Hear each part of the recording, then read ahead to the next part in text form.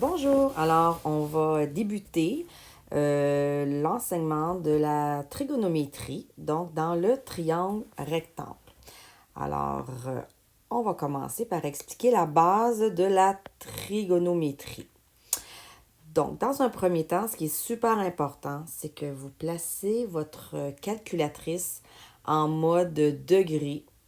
Sinon, vous n'arriverez pas à la solution si vous utilisez un autre mode pour déterminer la mesure d'un angle. Alors, pour débuter, on va y aller avec quelques définitions utiles pour la trigonométrie. Alors, la première chose que vous devez savoir pour le moment, c'est qu'on va travailler dans le triangle rectangle. Donc, première chose, on va nommer les côtés dans un triangle rectangle. Donc, le plus long côté dans un triangle rectangle, comme vous le savez bien, c'est l'hypoténuse. Donc, l'hypoténuse, c'est la mesure du côté opposé à l'angle de 90 degrés. Alors, le côté, dans notre exemple que nous avons ici, c'est la mesure du côté C. L'hypoténuse n'est pas un côté opposé ou adjacent. Donc, autrement dit, l'hypoténuse, il est toujours situé en face de l'angle droit.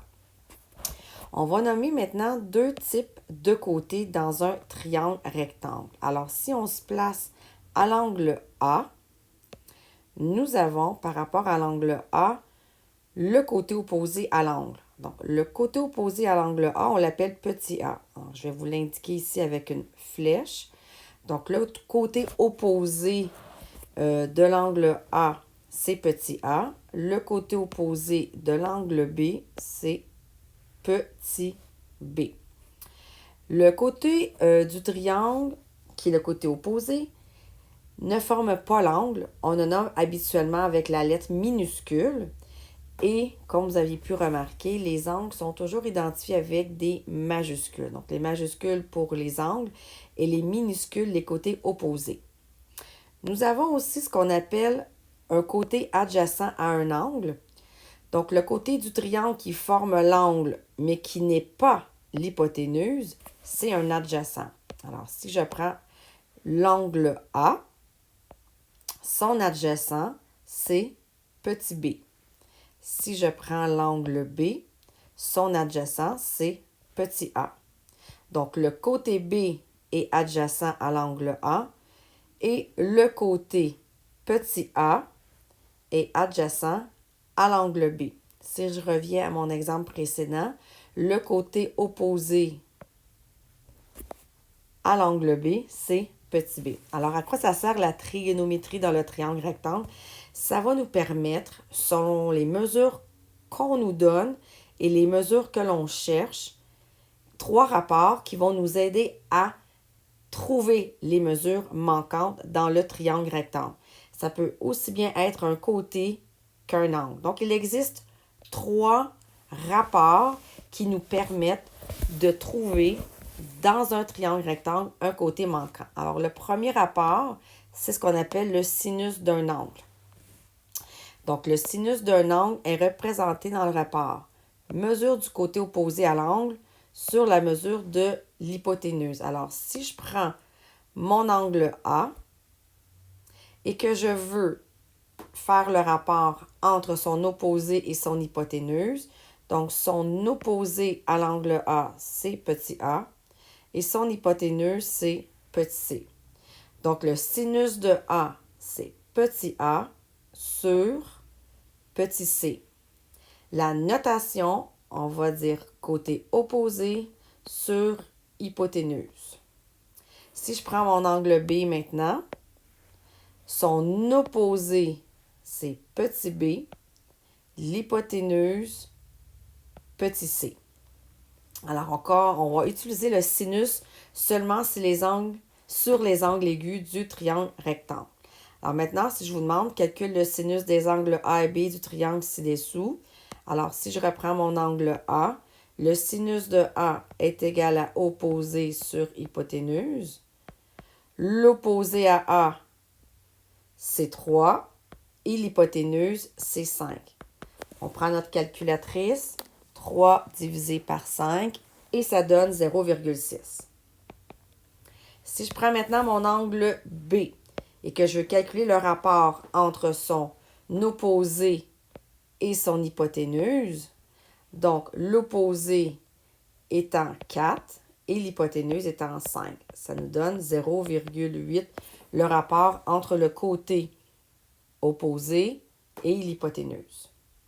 Donc, quand est-ce qu'on va utiliser le sinus? C'est lorsqu'on aura à chercher l'opposé à un angle et qu'on va nous donner l'hypoténuse, ou bien nous avons l'opposé et on cherche l'hypoténuse. Donc, c'est soit on cherche l'opposé, soit on cherche l'hypoténuse, mais qu'on nous donne l'un ou l'autre dans notre exemple. Le cosinus d'un angle maintenant, donc le cosinus d'un angle, c'est lorsqu'on compare le côté adjacent de l'angle sur l'hypoténuse. Donc, nous allons écrire ça comme ceci. Cosinus adjacent sur hypoténuse. Alors, l'adjacent, si je pars de l'angle A, son adjacent, c'est petit b. Et je vais diviser par l'hypoténuse petit c. Si je prends mon angle B, son adjacent, c'est petit a, sur l'hypoténuse C. Alors, on utilise le cosinus seulement sur les angles aigus, évidemment, encore une fois. Alors, si on y va avec des mesures maintenant, si je veux faire le cos de A, donc la définition, c'est adjacent sur hypoténuse. Je pars de l'angle A. Son adjacent, c'est 4 et son hypoténuse, c'est 5. Et ça nous donne 0,8. Lorsqu'on écrit le rapport, ça c'est bien important de garder 4 chiffres après la virgule. Dans ce cas-ci, ça ne s'applique pas. Mais lorsque ça va arriver, on va devoir faire la division avec notre calculatrice et écrire 4 valeurs numériques pour le rapport. Si je vais maintenant avec le cosinus de B, je pars avec mon angle B, son adjacent, 3, son hypoténuse, 5, ce qui nous donne 0,60. Donc, le cosinus, il est utilisé lorsque nous avons l'adjacent, on cherche l'hypoténuse, ou bien nous avons l'adjacent,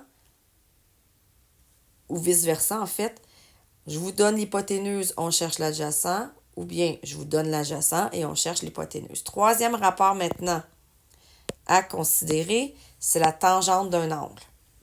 Donc, la tangente d'un angle est représentée par le rapport côté opposé divisé par côté adjacent à l'angle. Alors, si on part avec l'angle A, par exemple ici, la définition opposé sur adjacent, je pars de l'angle A. L'opposé à A, c'est petit a. L'adjacent à A, c'est petit b.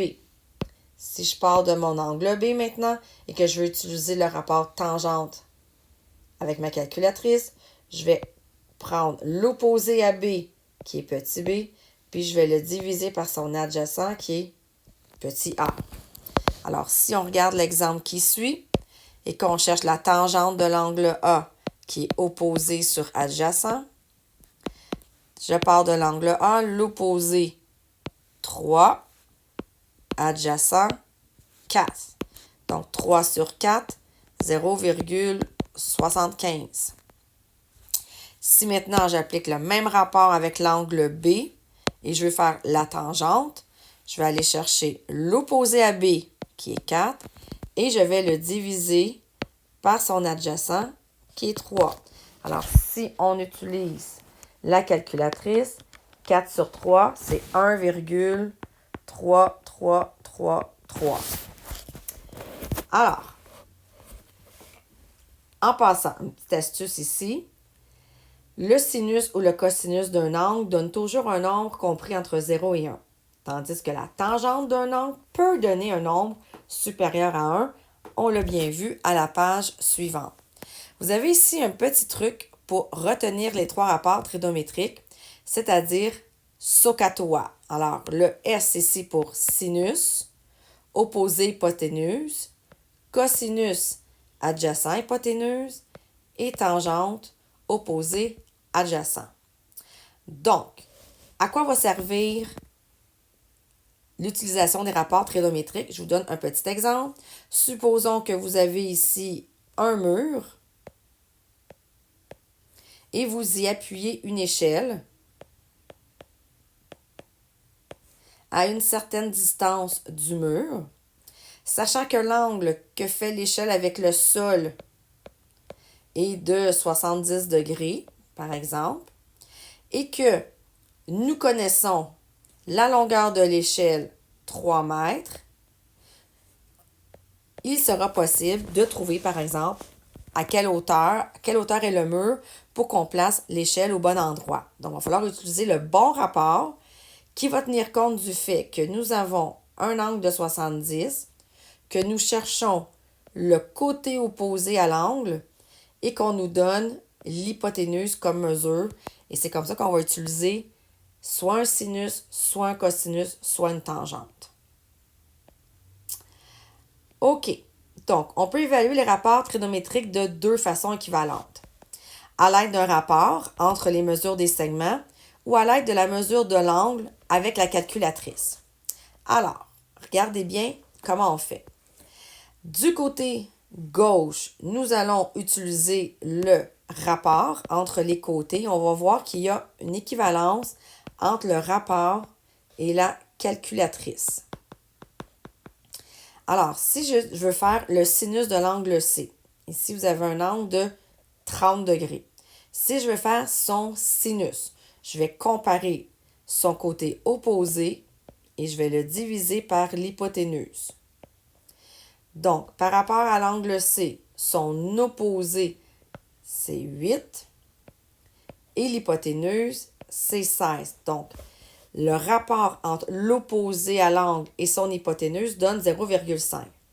Si vous prenez la calculatrice et vous appuyez sur la touche sinus de 30 degrés avec votre calculatrice en mode degré, vous allez avoir 0,5 comme rapport. Donc, c'est équivalent. Qu'on utilise la touche sin 30 avec l'angle de 30 degrés, vous allez obtenir le même rapport que si vous comparez l'opposé à 30 sur l'hypoténuse, qui donne exactement la même réponse.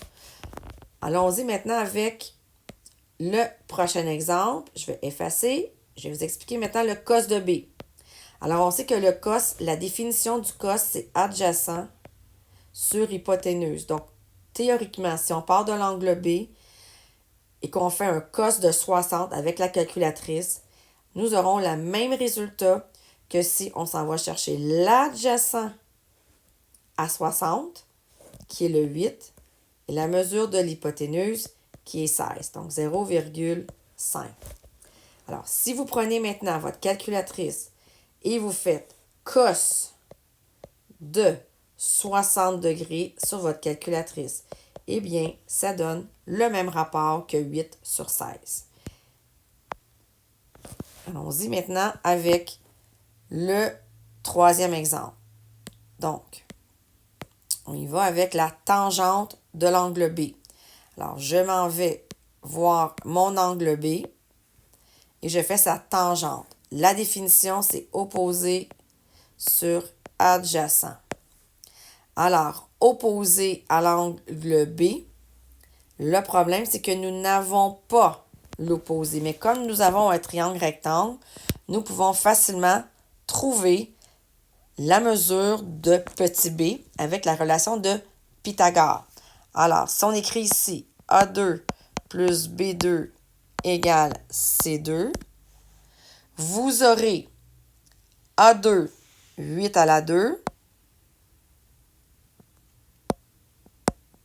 plus B à la 2, égale l'hypoténuse à la 2. Alors là, il ne faut pas se fier aux lettres que nous avons sur notre triangle parce qu'elles ne correspondent pas à la définition. C'est plus cathète au carré plus l'autre cathète au carré égale l'hypoténuse au carré. Donc, 64 plus B2 égale 16 à la 2 qui nous donne 256. B2 égale 256 moins 64, 192. Et là, racine carrée de 192, ça nous donne 13,85. 85,6, même 86. Alors, si je viens placer ici 13,86, alors l'opposé 13,86 sur l'adjacent 8.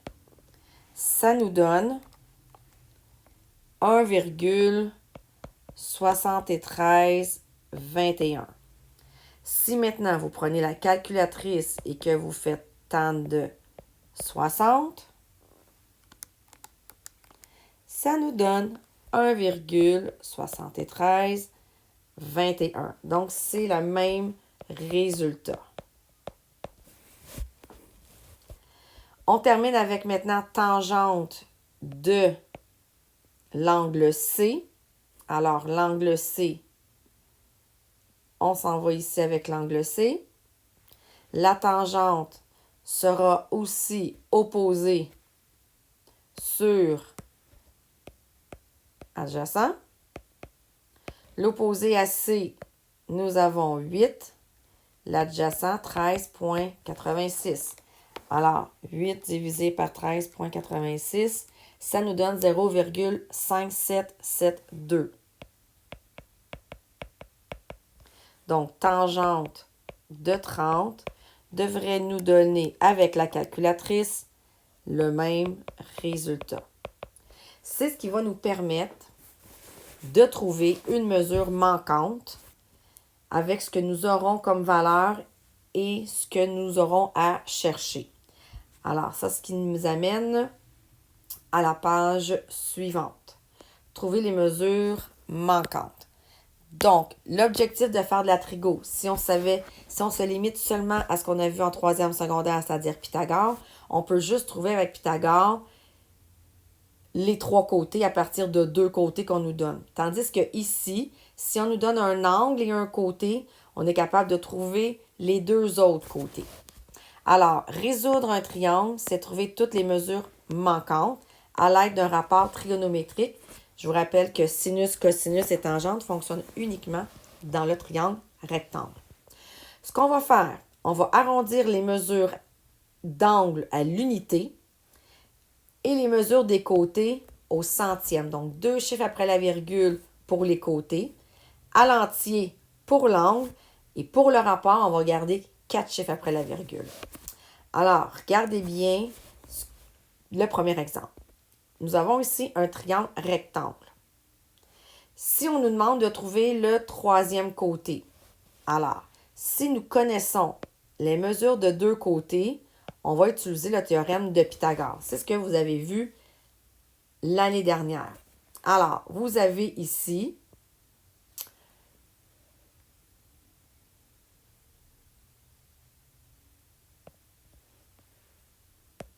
un angle qu'on n'a pas sa mesure. On va partir ici, donc trouver la mesure de BC. Alors ici, une petite mesure du segment BC. Alors, on va partir avec Pythagore qui est A2 plus B2 égale C2. On a 20 à la 2. En fait, le A2, c'est notre inconnu. Donc, A2 plus 20 à la 2 égale 25 à la 2. A2 plus 400 égale 625.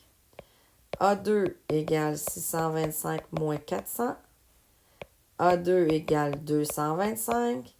Que vaut A racine? Évidemment, on peut mettre un plus ou moins, mais on sait que le négatif, on va le rejeter. Ça nous donne 15. Par Pythagore. Par contre, si nous connaissons la mesure d'un angle et la mesure d'un seul côté, on va utiliser soit sin, cosinus ou tangente.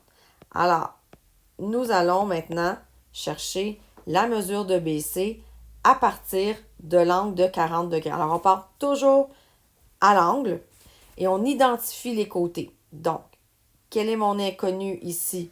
Le côté opposé. Le 35, c'est mon hypoténuse. Quel rapport entre les trois? On parle d'opposé et d'hypoténuse. C'est le sinus. Alors, le sinus de l'angle A égale l'opposé sur hypoténuse. Le sinus de 40 degrés égale opposé x hypoténuse 35. Je vous suggère de mettre un petit 1 ici. J'enseigne mon x. Et là, qu'est-ce que je fais? Je prends ma calculatrice. Et pour isoler le x, qu'est-ce que je vais faire comme calcul? 35 fois sin 40 divisé par 1. Donc, x est approximativement 35 multiplié par sin 40. 22,49, donc 22,5 cm. Ce qui me permet par la suite, si mettons je veux trouver le côté AC, de faire un Pythagore. Parce que là, je suis dans le triangle rectangle. Alors, si j'ai déjà deux mesures, le troisième peut se faire directement en appliquant la relation de Pythagore. Alors, on part toujours de l'angle pour trouver notre mesure manquante. On y va maintenant avec l'exemple suivant. Trouve les deux mesures manquantes dans le triangle ci-dessous. Alors, on va couper ça en deux. Dans un premier temps, on va déterminer le X, puis dans ma colonne de droite, le Y. Alors, je pars toujours de l'angle, le 25 qui est ici. Je cherche le X. Alors, j'identifie le côté X qui s'appelle l'opposé. Et je connais le 18 qui est son adjacent. Donc, parmi les trois rapports, sinus, cosinus et tangente, celui qui a dans le rapport l'opposé et l'adjacent, c'est la tangente. Donc, tangente de l'angle A égale opposé sur adjacent. Tangente de 25 égale opposé x, adjacent 18. On prend notre calculatrice et on fait notre produit croisé, c'est-à-dire 18 multiplié par tan 25. 8,39. Évidemment, si on a trouvé le x, on peut trouver directement le y par Pythagore. Mais, ce que je vais faire, je vais utiliser un rapport à partir du 25 pour vous montrer quel rapport on peut utiliser également pour trouver la valeur du y. Alors, pour trouver la valeur du y, toujours à partir du 25, je vais identifier le 18 par rapport au 25 qui est son adjacent et le y qui est l'hypoténuse. Donc, la tangente de l'angle A, en fait, c'est pas tangente, je suis désolée. Je cherche, en fait, j'ai l'adjacent, je cherche l'hypoténuse. Donc, pour trouver le y, adjacent, hypoténuse, je vais faire le cosinus de l'angle A. Adjacent sur hypoténuse. Donc, le cosinus de 25 est égal à son adjacent 18, hypoténuse y. Alors là, si je veux isoler mon y, le calcul que je vais faire, c'est 18 multiplié par 1 divisé par cos de 25. Et ça nous donne approximativement ceci. 18 fois 1 divisé par cos 25. 19,86 centimètres. Donc, le X, le Y. Prochain exemple, trouve la mesure du segment BC. Alors, on recommence. On part avec l'angle de 70. Le côté qui est en face, opposé. Le côté que nous connaissons, hypoténuse. Opposé hypoténuse, c'est le sinus. Donc, sinus de l'angle A. Opposé sur hypoténuse, ça devient le sinus de 70. Opposé x, hypoténuse 204 et 68. Et là, j'isole mon x. Donc, x, c'est l'équivalent de sin 70 multiplié par 204 et 68. Ça donne, si vous le faites en même temps que moi, 192,34.